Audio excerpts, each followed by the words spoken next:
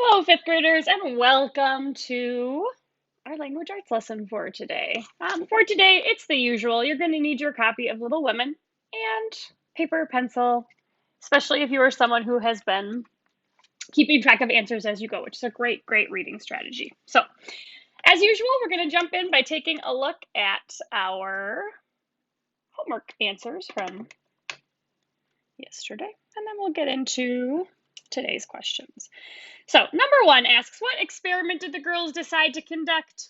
They decided to conduct an all play, no work experiment. Two, what did Marmee do with the breakfast that the girls made? She threw it away. They didn't do a very good job, so she ate something more edible. Three, what does Joe invite Lori to? Joe invites Lori to dinner. Four, how were the strawberries and cream ruined? Humorously, Joe added salt instead of sugar. And so I have this question about hubris, and you guys had a lot of great answers. So the question being, how did she show excessive pride, and what was her downfall? So you needed both parts. So she showed excessive pride, a lot of you said, by trying to make too many things, by trying to make difficult things, by not being particularly worried about her ability to do it, right? There was kind of an arrogance about her, feeling like, no big deal. What's so hard about this?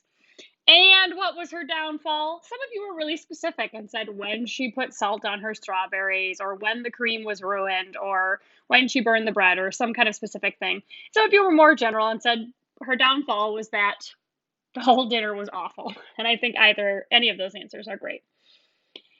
6, what lesson was Mrs. March trying to teach the girls? She was trying to teach them that everyone doing a little bit of work makes everyone happier. And then we would say this relates to the theme, or this might relate to the theme, the importance of living a virtuous life. And if you were working along with the video yesterday, you would have heard me talk a lot about, I guess I shouldn't say yesterday, last week, you would have heard me talk a lot about virtue as I was discussing this answer. Okay, and then this word assuaged means to ease or lessen or decrease, particularly like a feeling that isn't good, to make it less. So his sadness was assuaged when he got a hug from his family. It's good to keep an eye on the definition of this word. It's actually going to show up in our homework questions today, which we're going to take a look at right now. So, chapter 12. Number 1 asks, to what does Lori invite the March girls? 2, what does Lori give Joe as a joke? 3, why was Joe mad at Fred? 4, there's that vocab word. How did Joe assuage her anger? So remember that definition. So easing or lessening or decreasing a bad feeling. And then to which theme might this relate? 6, what is one quote that shows that Miss Kate looks down on Meg? The book uses the word patronizing, and when someone is patronizing, it usually means that they think that they're like better than the other person. And so when I say look down on, this means that she kind of is treating Meg like she's a little bit better than her. So what is one quote from the text that might support this? And remember, setting up that answer, one quote that shows that Miss Kate looks down on Meg is blank. And 7, what did Beth do that was surprising? So looking at our objectives for today, I have 2 things down that we're going to take a look at. Okay. So one of them is observing growth in Joe, and growth meaning like character growth. How is she kind of improving or doing, trying to grow and improve in her character, right? And that part relates to our themes. And so remember, these are the 3 themes that we're trying to pick from, and we're looking at character growth. So you might already start thinking like, character growth, which of these themes does that relate to? Trying to be a better person. Okay, and then the second part is we're going to try and support an idea with a quote, specifically this idea that I've kind of hinted to, that this character, Miss Kate, treats Meg like she's better than her. And so what quote can we use to support this? Okay, so we're going to actually jump right into our text, chapter 12, which is on page 122. I will say, 5th graders, this is one of our longer chapters, which means it's going to be a longer video, which is fine. This is a great time to be thinking about our own prudence, in this case, using our own virtues. And so prudently thinking about maybe setting a time that you know you're going to take a quick break to get up walk, stretch, whatever, but making sure that you're taking breaks as you are trying to work through today's chapter with me. Okay? So, chapter 12 is titled Camp Lawrence. Beth was postmistress. This is referring to their post office that they share between their houses. For being most at home, she could attend to it regularly, and dearly liked the daily task of unlocking the little door and distributing the mail. One July day, she came in with her hands full and went about the house leaving letters and parcels like the penny post. Here's your posy, Mother. Laurie never forgets that, she said, putting the fresh nosegay in the vase that stood in Marmy's corner and was kept supplied by the affectionate boy. Miss Meg March, one letter and a glove, continued Beth, delivering the articles to her sister, who sat near her mother, stitching wristbands. Why, I left a pair over there, and here is only one, said Meg, looking at the gray cotton glove. Didn't you drop the other in the garden? So she's saying, did you lose the other one, Beth? No, I'm sure I didn't, for there was only one in the office. I hate to have odd gloves. Never mind, the other may be found. My letter is only a translation of the German song I wanted. I think Mr. Brooke did it, for this isn't Laurie's writing. Mrs. March glanced at Meg, who was looking very pretty in her gingham morning gown, with the little curls blowing about her forehead, and very womanly as she sat sewing at her little work table, full of tidy white rolls, so unconscious of the thought in her mother's mind as she sewed and sang, while her fingers flew and her thoughts were busied with girlish fancies as innocent and fresh as the pansies in her belt, that Mrs. March smiled and was satisfied. 2 letters for Dr. Joe, a book, and a funny old hat, which covered the whole post office, stuck outside, said Beth, laughing as she went into the study where Joe sat writing. What a sly fellow Laurie is. I said I wished bigger hats were the fashion, because I burn my face every hot day. He said, why mind the fashion? Wear a big hat and be comfortable. I said I would if I had one, and he has sent me this to try me. I'll wear it for fun and show him I don't care for the fashion. It kind of relates to this, again, Joe pushing back on these societal expectations of women. And hanging the antique broad brim on a bust of Plato, Joe read her letters. I'm just thinking right now, 5th graders, that was the answer to question 2, and we haven't seen the answer to question 1 yet, so they're a little bit out of order. That might change before I post the assignment. We'll see. So she's reading her letters now. One from her mother made her cheeks glow and her eyes fill, for it said to her, My dear, I write a little word to tell you with how much satisfaction I watch your efforts to control your temper. So it's already kind of touching here on this. You say nothing about your trials, failures, or successes, and think perhaps that no one sees them but the friend whose help you daily ask, if I may trust the well-worn cover of your guidebook. I, too, have seen them all, and heartily believe in the sincerity of your resolution, since it begins to bear fruit. Go on, dear, patiently and bravely, and always believe that no one sympathizes more tenderly with you than your loving mother. That does me good. That's worth millions of money and pecks of praise. Oh, Marmee, I do try. I will keep on trying and not get tired, since I have you to help me. Laying her head on her arms, Jo wet her little romance with a few happy tears, for she had thought that no one saw and appreciated her efforts to be good, and this assurance was doubly precious, doubly encouraging, because unexpected, and from the person whose commendation she most valued. Feeling stronger than ever to meet and subdue her Apollyon, she pinned the note inside her frock as a shield and a reminder lest she be taken unaware, and proceeded to open her other letter, quite ready for either good or bad news. In a big, dashing hand, Laurie wrote, Dear Joe, what ho! Some English boys and girls are coming to see me tomorrow, and I want to have a jolly time. If it's fine, I'm going to pitch my tent in Longmeadow and row up the whole crew to lunch and croquet. That's our answer to number 1. Have a fire, make messes, gypsy fashion, and all sorts of larks. They are nice people and like such things. Brooke will go to keep us boys steady, and Kate Vaughn will play propriety for the girls. I want you all to come, and can't let Beth off at any price, and nobody shall worry her. Don't bother about rations. I'll see to that, and everything else. Only do come, there's a good fellow. In a tearing hurry, yours ever, Laurie. Here's richness, cried Joe, flying to tell the news to Meg. Of course we can go, Mother. It will be such a help to Laurie, for I can row and Meg see to the lunch, and the children be useful in some way. I hope the Vaughns are not fine grown-up people. Do you know anything about them, Joe? Asked Meg. Only that there are 4 of them.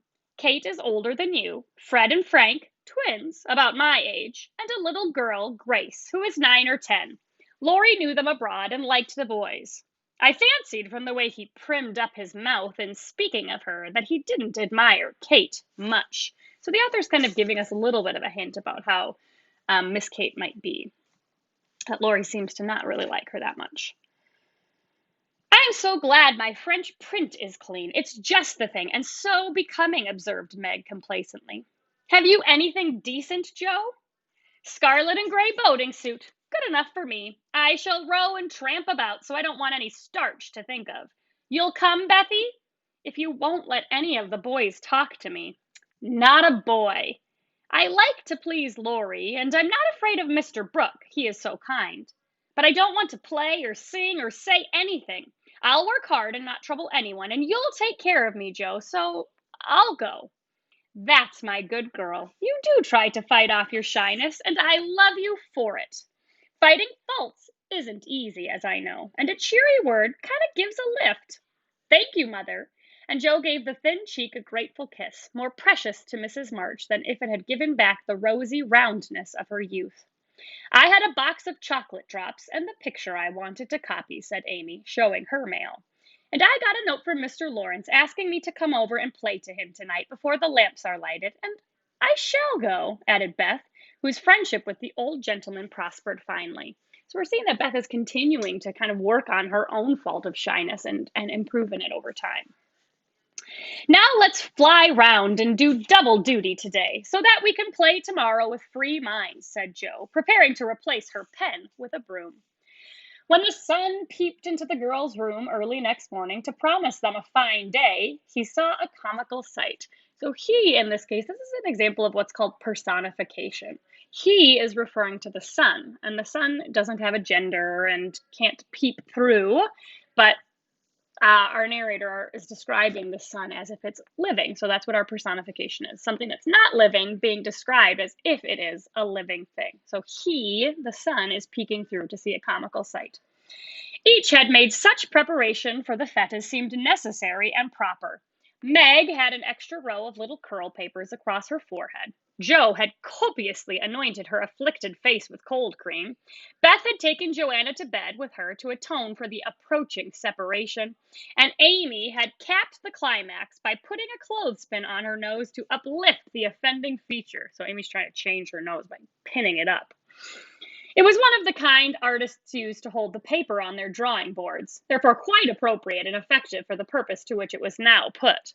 This funny spectacle appeared to amuse the sun, for he burst out with such radiance that Joe woke up and roused all her sisters by a hearty laugh at Amy's ornament.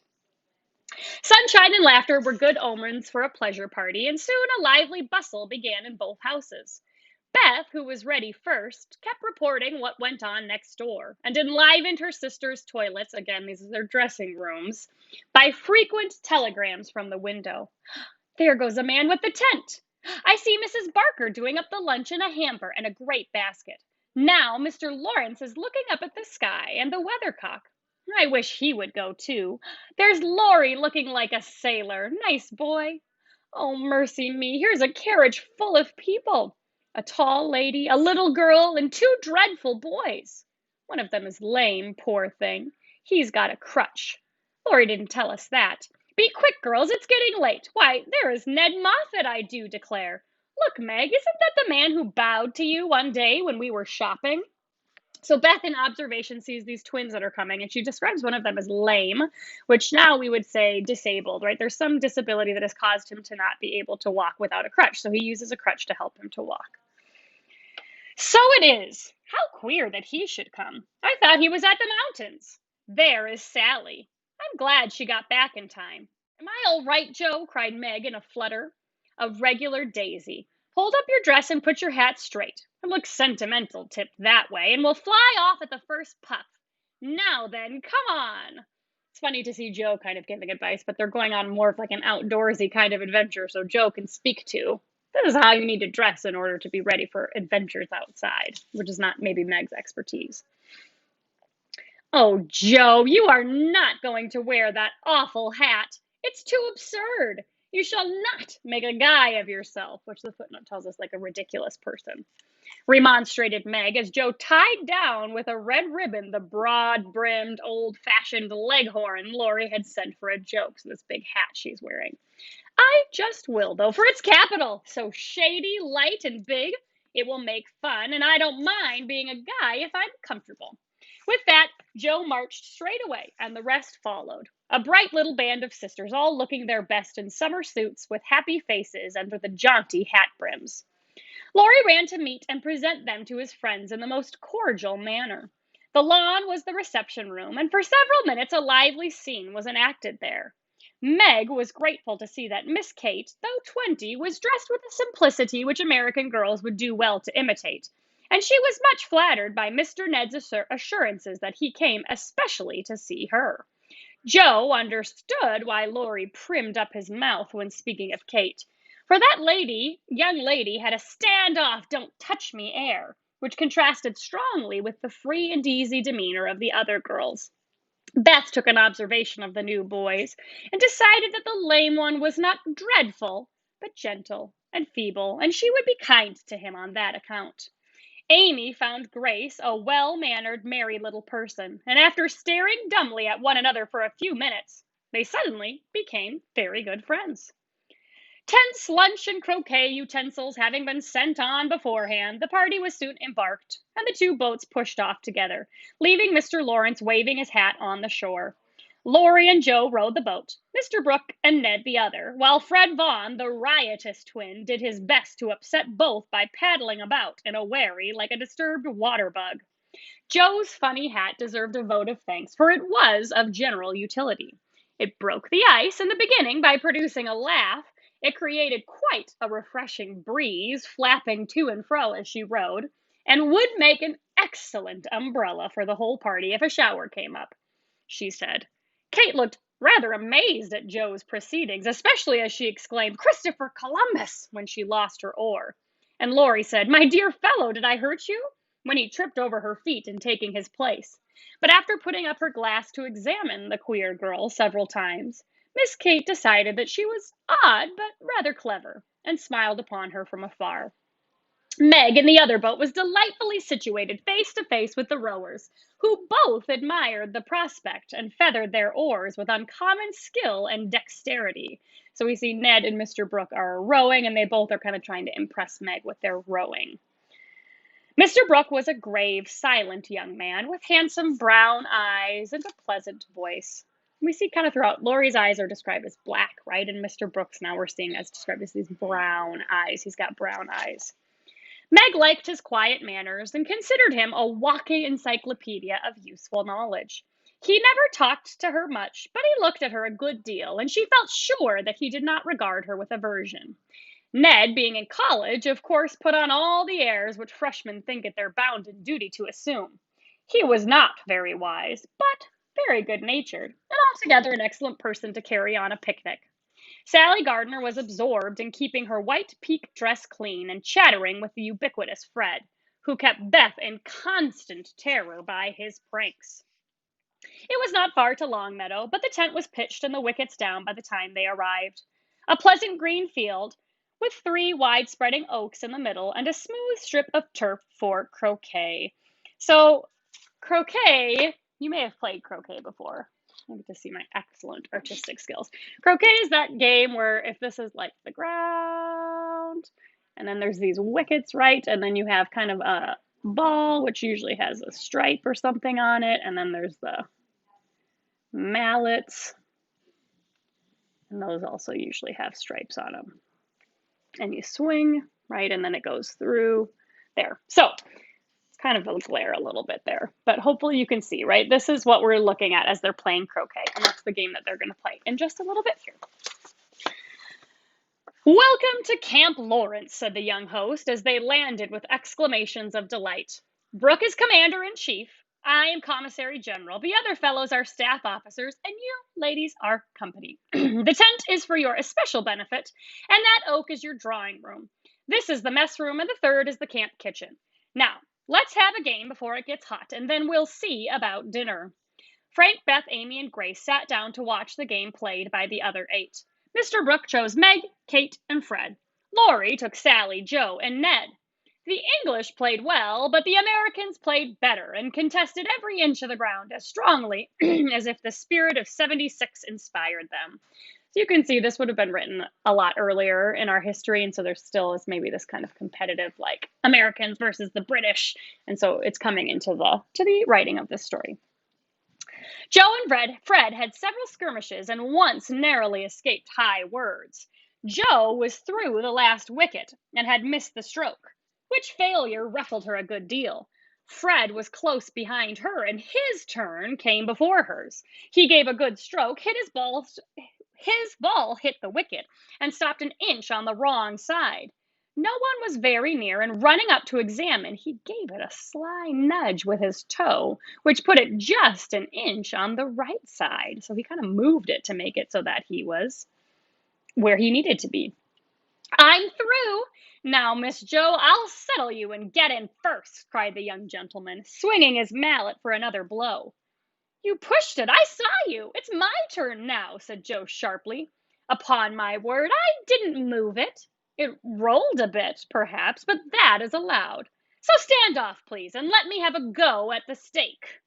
We don't cheat in America, but you can if you choose, said Joe angrily.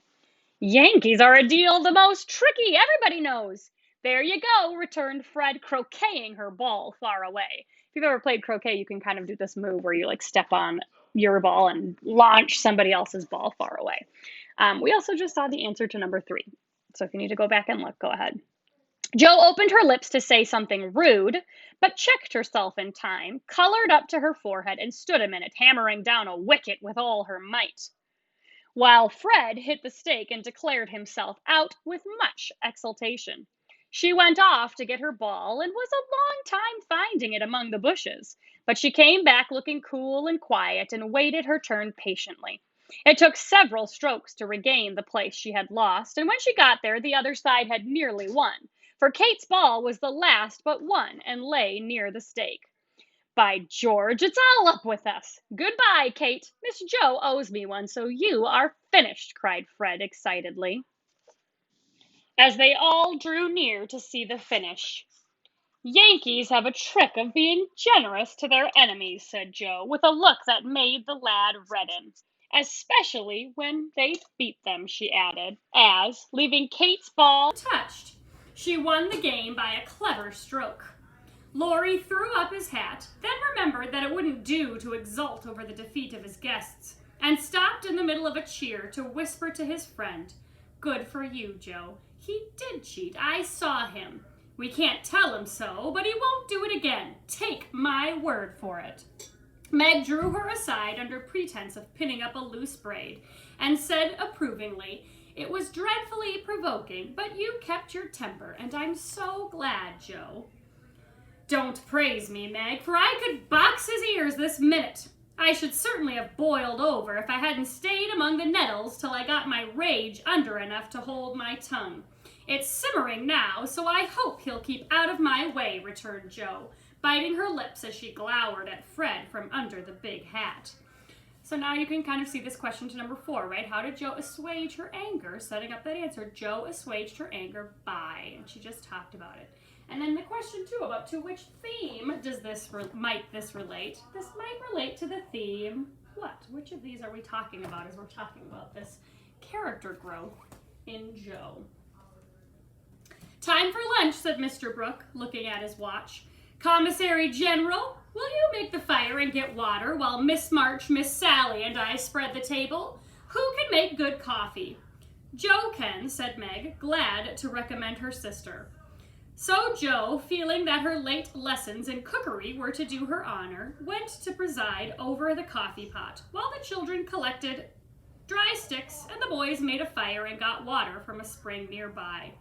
Miss Kate sketched and Frank talked to Beth, who was making little mats of braided rushes to serve as plates. The commander-in-chief and his aides soon spread the tablecloth with an inviting array of eatables and drinkables, prettily decorated with green leaves.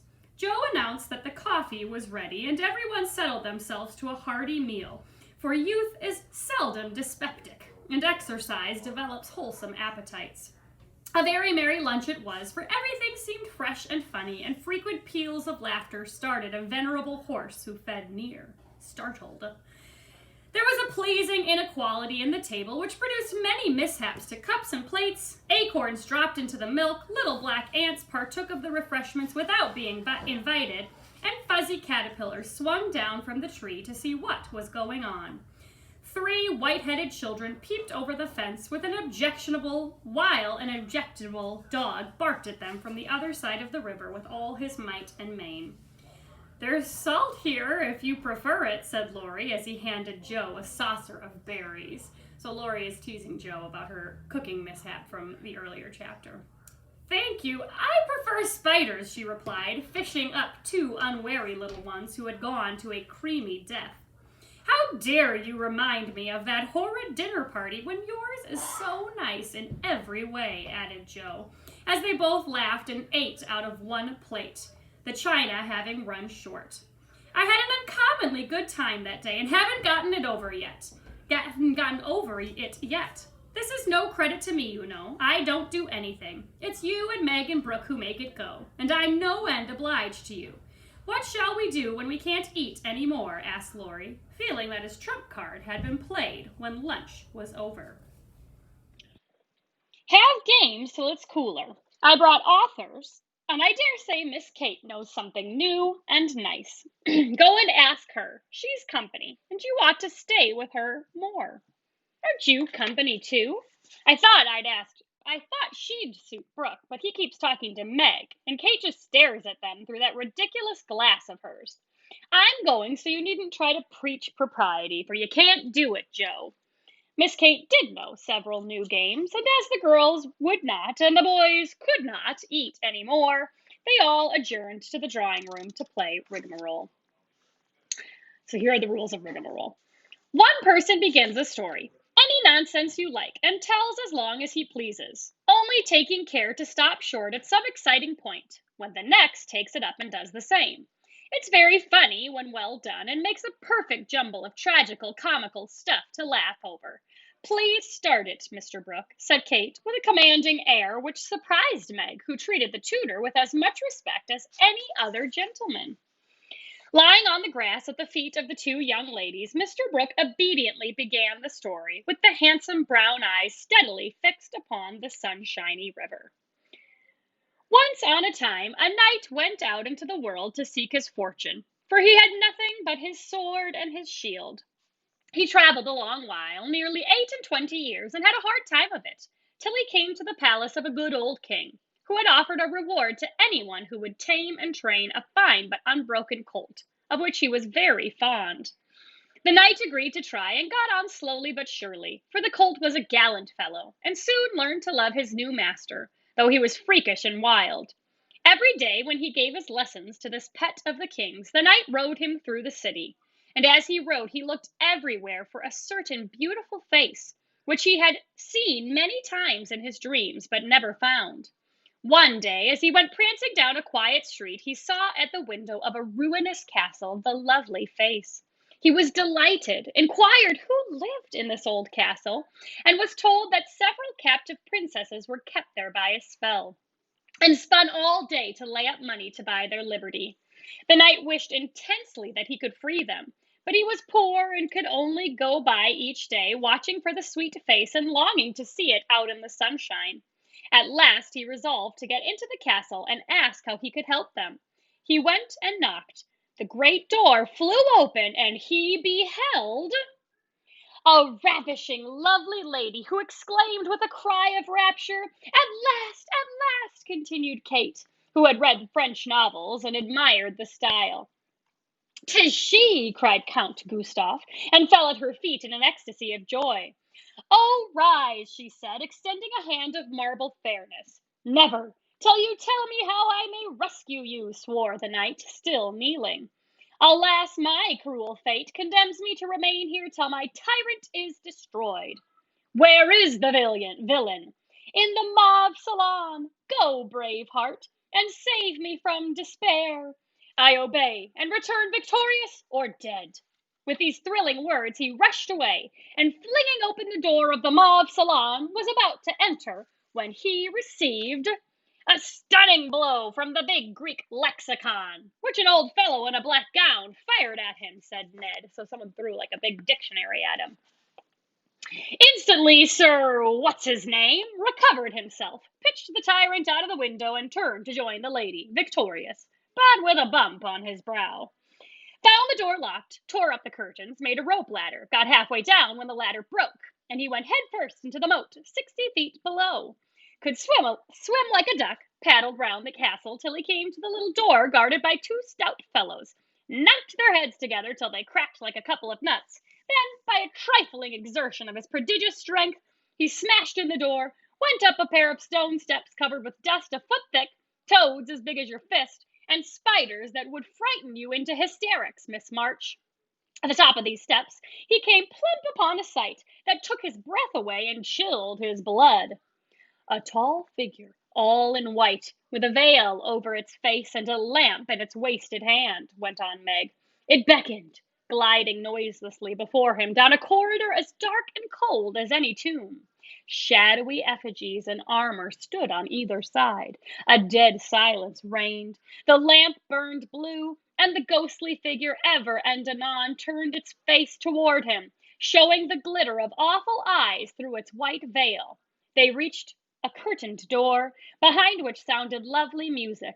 He sprang forward to enter. The spectre plucked him back and waved threateningly before him a snuff box, said Joe in a sepulchral tone, which convulsed the audience. So a snuff box would be like a little box in which you might have like tobacco or something.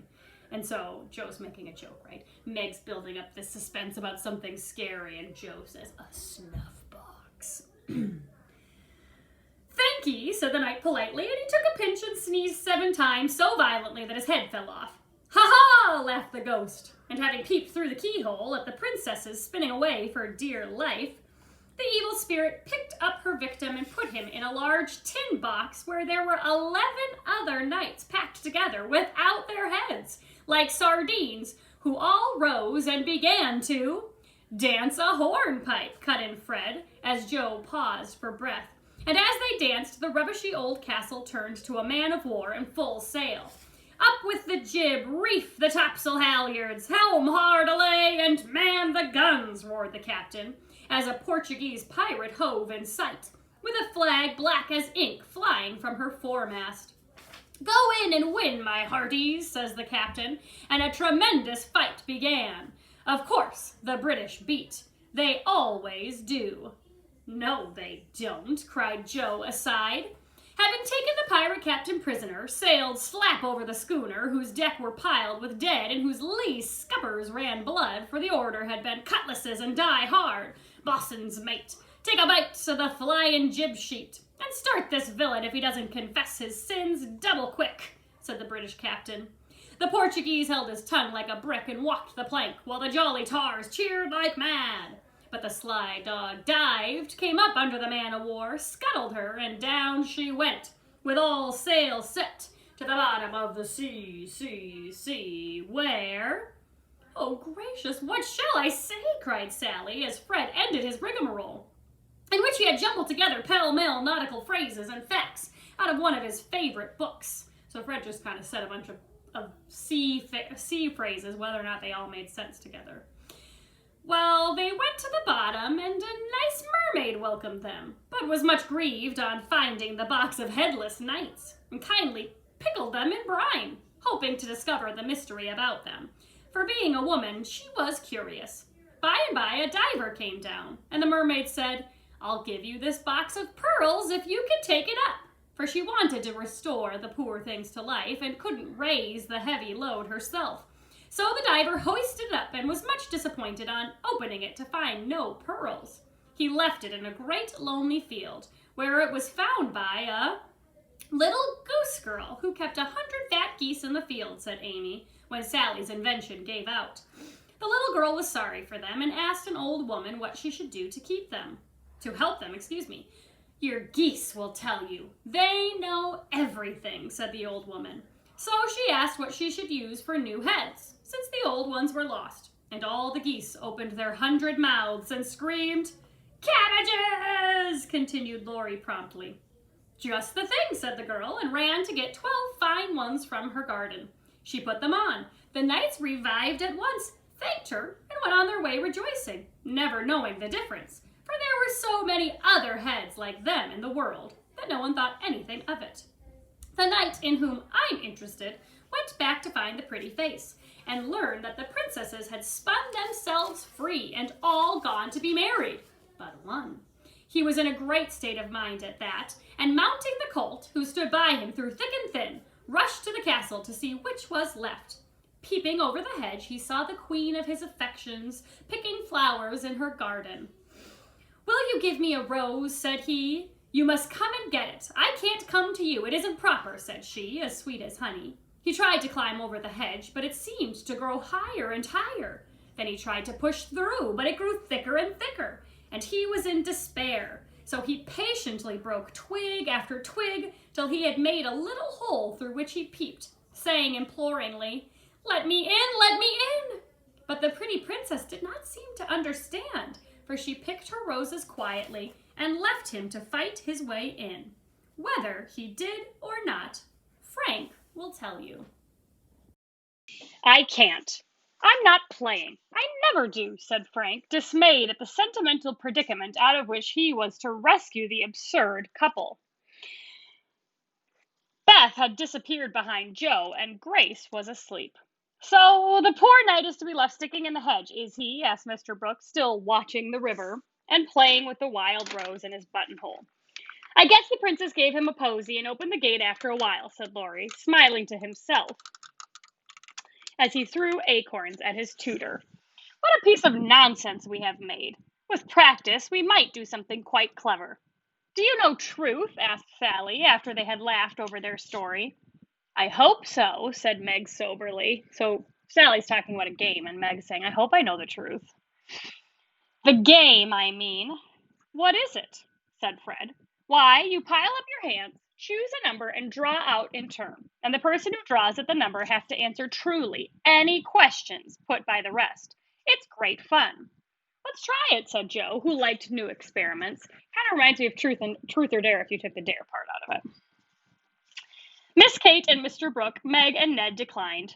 But Fred, Sally, Joe, and Laurie piled and drew, and the lot fell to Laurie. "Who are your heroes?" asked Joe. "Grandfather and Napoleon." "Which lady here do you think the prettiest?" said Sally. "Margaret." "Which do you like best?" from Fred. "Joe, of course." "What silly questions you asked." And Joe gave a disdainful shrug, and the rest laughed at Laurie's matter-of-fact tone. "Try again. Truth isn't a bad game," said Fred. "It's a very good one for you," retorted Joe in a low voice. So she's kind of jabbing at Fred because Fred was lying and cheating. Her turn came next. "What is your greatest fault?" asked Fred, by way of testing in her virtue. In her, the virtue he lacked in himself. "A quick temper." "What do you most wish for?" said Laurie. "A pair of boot lacings," returned Joe, guessing and defeating his purpose. "Not a true answer. You must say what you really do want most." "Genius. Don't you wish you could give it to me, Laurie?" And she slyly smiled in his disappointed face.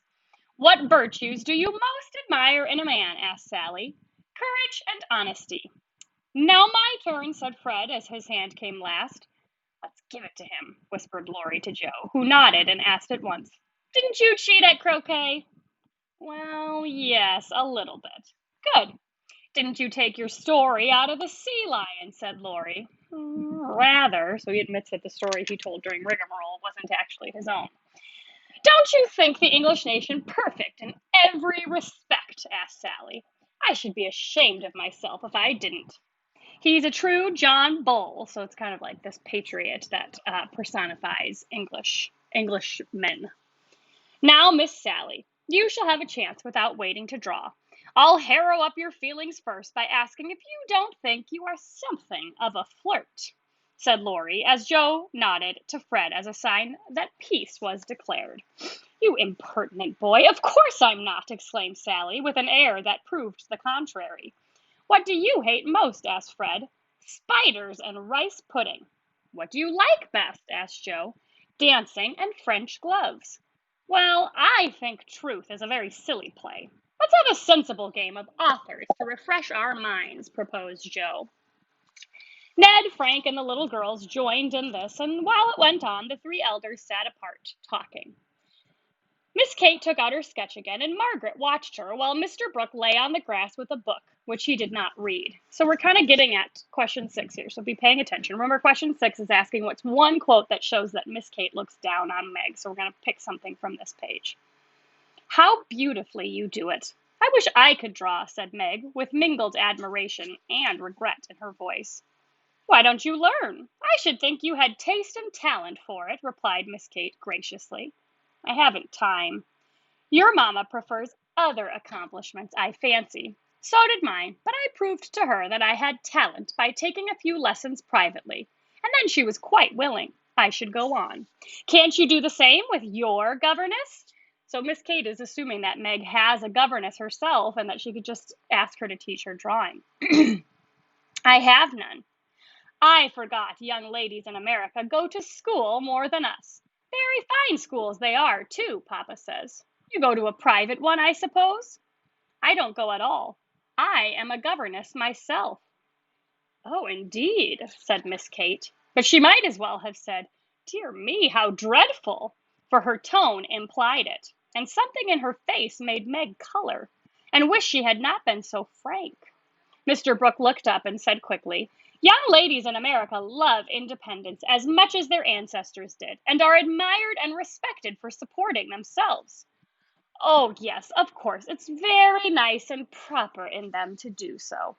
We have many most respectable and worthy young women who do the same, and are employed by the nobility, because, being the daughters of gentlemen, they are both well bred and accomplished, you know, said Miss Kate, in a patronizing tone that hurt Meg's pride, and made her work seem not only more distasteful, but degrading. Did the German song suit Miss March? Inquired Mr. Brooke, breaking an awkward pause. Oh, yes, it was very sweet, and I'm much obliged to whoever translated it for me. And Meg's downcast face brightened as she spoke. Don't you read German? Asked Miss Kate with a look of surprise. Not very well. My father, who taught me, is away, and I don't get on very fast alone, for I've no one to correct my pronunciation. Try a little now. Here is Schiller's Mary Stuart, and a tutor who loves to teach. And Mr. Brooke laid his book on her lap with an inviting smile. It's so hard. I'm afraid to try, said Meg, grateful but bashful in the presence of the accomplished young lady beside her. I'll read a bit to encourage you. And Miss Kate read one of the most beautiful passages in a perfectly correct, but perfectly expressionless manner.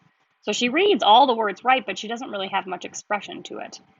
Mr. Brooke made no comment as she returned the book to Meg, who said innocently, I thought it was poetry.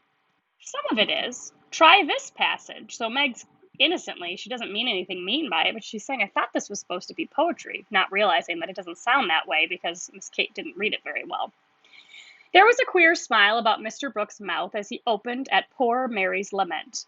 Meg, obediently following the long grass blade, which her new tutor used to point with, read slowly and timidly, unconsciously making poetry of the hard words by the soft intonation of her musical voice. Down the page went the green guide, and presently, forgetting her listener in the beauty of the sad scene, Meg read as if alone, giving a little touch of tragedy to the words of the unhappy queen. If she had seen the brown eyes then, she would have stopped short, but she never looked up, and the lesson was not spoiled for her.